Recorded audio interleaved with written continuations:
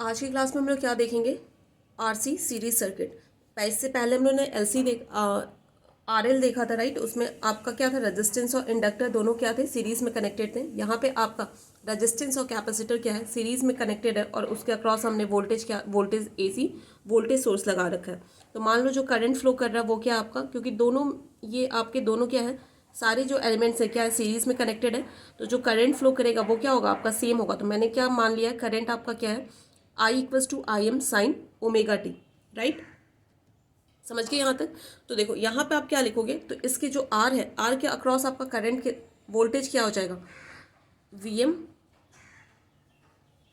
मान लो कि आर के अक्रॉस जो वोल्टेज है आपका क्या है, वी वन है। यहाँ पे क्या हो जाएगा, V R sine omega T, right. और जो कैपेसिटर है उसके अक्रॉस जो वोल्टेज है वो वी टू है। तो ये क्या हो जाएगा, V C sine omega t minus pi by two. क्यों? क्योंकि अगर बाय द वे जैसे मैंने बताया था, कैपेसिटर के केस में क्या होता है, जो करंट होता है वो वोल्टेज से क्या करता है, 90 डिग्री लीड करता है। तो अगर बाय द वे आपसे कोई आपसे कुछ आप किसी लोग से आगे हो, किसी से आगे हो रेस में, तो फॉर श्योर जो दूसरा इंसान होगा वो आपसे क्या होगा, पीछे होगा। तो हमने क्या कहा, कैपेसिटर के केस में आपका जो करंट होता है वो वोल्टेज से क्या करता है, 90 डिग्री लीड करता है। तो फॉर श्योर जो वोल्टेज होगा करंट से क्या करेगा, 90 डिग्री लैग करेगा। तो यहाँ पे हमने क्या लिया है, करंट को रेफरेंस लिया है, तो इसलिए हमने क्या लिख दिया, sign omega t minus pi by two, right. दोनों हम लिख सकते हैं। अगर हमने वोल्टेज को रेफरेंस लिया होता तो इसके अक्रॉस जो करंट होता क्या हो जाता, sign omega T plus pi by to हो जाता। लेकिन हमने क्या किया, यहाँ पे करंट को रेफरेंस लिया, क्योंकि करंट क्या है, सेम है। तो क्या हो जाएगा, V C sine omega t minus pi by two, right. यहाँ तक किसी को प्रॉब्लम नहीं होगी। अब इसका आपको फेजर डायग्राम कैसे बनाओगे, तो सबसे पहले हमने क्या किया, करंट को रेफरेंस ले लिया। ये आपका क्या हो गया, आई हो गया। तो जो आपके रेजिस्टेंस का जो वोल्टेज होगा वो क्या होगा, करंट के सेम फेज में होगा। तो राइट, तो ये आपका क्या हो जाएगा, वी आर, राइट। और जो आपका वोल्टेज होगा, जो कैपेसिटर का वोल्टेज होगा वो करंट से क्या करेगा, 90 डिग्री लैग करेगा। क्यों? क्योंकि यहाँ पे माइनस पाई बाई टू है। माइनस पाई बाई टू का मतलब क्या होता है, माइनस का मतलब क्या होता है आपका, लैग होता है, राइट। तो 90 डिग्री लैग का मतलब क्या, आपका करंट अगर यहाँ पे है तो 90 डिग्री लैग क्या हो जाएगा आपका, क्लॉकवाइज डायरेक्शन में 90 डिग्री आपको मूव करना होगा। तो क्लॉकवाइज में क्या, 90 डिग्री यहीं पे आओगे, तो ये आपका क्या हो जाएगा बताओ, ये आपका हो जाएगा वी सी, राइट। ये आपका क्या हो गया, ये आपका वी सी हो गया। और इन दोनों का फेजर सम आपका क्या हो जाएगा, क्या हो जाएगा, टोटल वोल्टेज हो जाएगा, दैट इज वी एम। समझ गए यहाँ तक, राइट। तो यहाँ से आप क्या लिख सकते हो, V M square equals to V R square plus V C square लिख सकते हो, राइट। ये राइट एंगल ट्रायंगल में लगाओगे आप पाइथागोरस थ्योरम, तो क्या हो जाएगा, वी एम जो हाइपोटेनस होता है वो क्या हो जाता है, V M square V R square. और ये परपेंडिकुलर कितना, ये दोनों क्या सेम है, तो ये भी क्या हो जाएगा, वी सी हो जाएगा। तो ये क्या हो जाएगा, वी सी स्क्वायर, राइट। तो यहाँ से आप क्या कर दोगे, यहाँ से वी एम को आप क्या लिख सकते हो, under root V R square plus V C square, right. यहाँ तक किसी को दिक्कत नहीं होगी। बताओ, जो रेजिस्टेंस होता है उसके अक्रॉस जो करंट आप क्या लिखते हो, आई स्क्वायर, आई एम लिख लो, आई स्क्वायर लिखोगे, राइट। प्लस ये हटा देती हूँ मैं, जो कैपेसिटर होता है उसके अक्रॉस जो वोल्टेज होता है वो कैसे लिखते हो आप,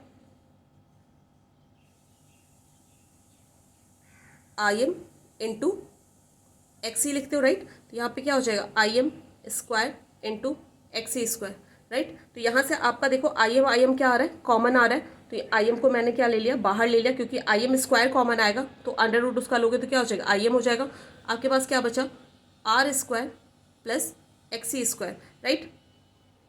यहाँ तक बात समझ में आ गई। तो ये जो आपका होता है, ये वाली जो टर्म होती है ये आपका क्या होता है, जेड होता है। तो यहाँ से आप वी एम क्या लिख सकते हो, I am into Z, right. Inductor के केस में यहाँ पे क्या था, एक्सएल था, और कैपेसिटर के केस में क्या हो जाएगा, एक्सी हो जाएगा, राइट। तो ये आपका इम्पिडेंस होता है। समझ गए यहाँ तक, आगे बात यहाँ तक। अगर आपको करंट निकालना हो तो यहाँ से क्या कर दोगे आप, वी एम अपॉन जेड कर दोगे, राइट। ठीक है।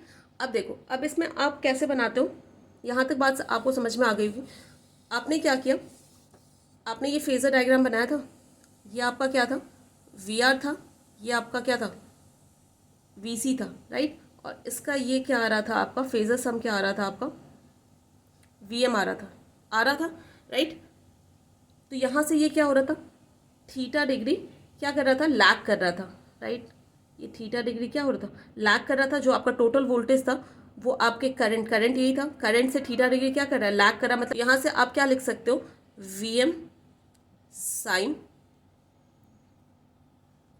यहाँ पे क्या लिखोगे, V equals to VM sine omega t minus theta right. ये आपका क्या है, थीटा माइनस थीटा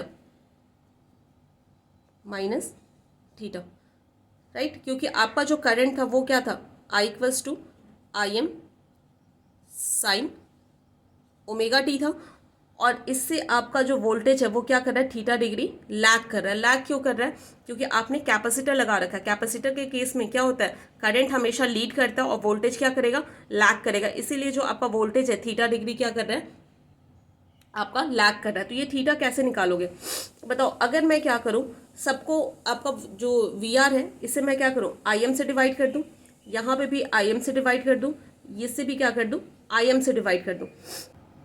तो देखो यहाँ पे क्या है, VR क्या होता है आपका IM इंटू R।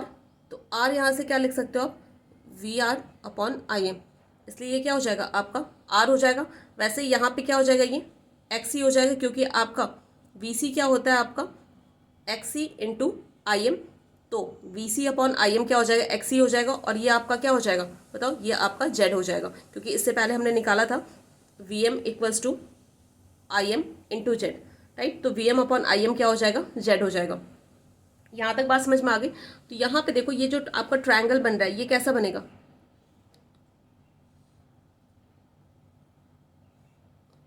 ये आपका क्या हो जाएगा, R हो जाएगा। ये जो आ रहा है ये आपका क्या हो जाएगा, Z। और ये आपका क्या हो जाएगा बताओ, ये आपका हो जाएगा XC। ये एंगल क्या है, थीटा। तो थीटा को आप क्या लिख सकते हो, टेन थीटा आप क्या लिखोगे, परपेंडिकुलर हाइट कितनी है आपकी, परपेंडिकुलर क्या है आपका XC अपॉन बेस क्या है आपका R राइट। तो यहाँ से आपका थीटा निकल के क्या आ जाएगा, यहाँ से आपका जो थीटा आ रहा है ये क्या आएगा, 10 इनवर्स XC अपॉन R। ठीक है। तो इस तरीके से क्या कर सकते हो आप, थीटा की वैल्यू को निकाल सकते हो। तो हमेशा याद रखना जो आपका वोल्टेज होता है RC सर्किट में, RC सीरीज सर्किट में, वो क्या होगा, हमेशा करंट से क्या होगा, लैग करेगा राइट। तो इस तरीके से आप अपने थीटा को निकाल सकते हो। और यहाँ से आप क्या लिख सकते हो, करंट की इक्वेशन लिख सकते हो IM साइन ओमेगा टी, और वोल्टेज की इक्वेशन क्या हो जाएगी, VM sine omega t minus theta. और ये थीटा वाली जो वैल्यू आएगी यहाँ पे आपको पुट कर देना होगा।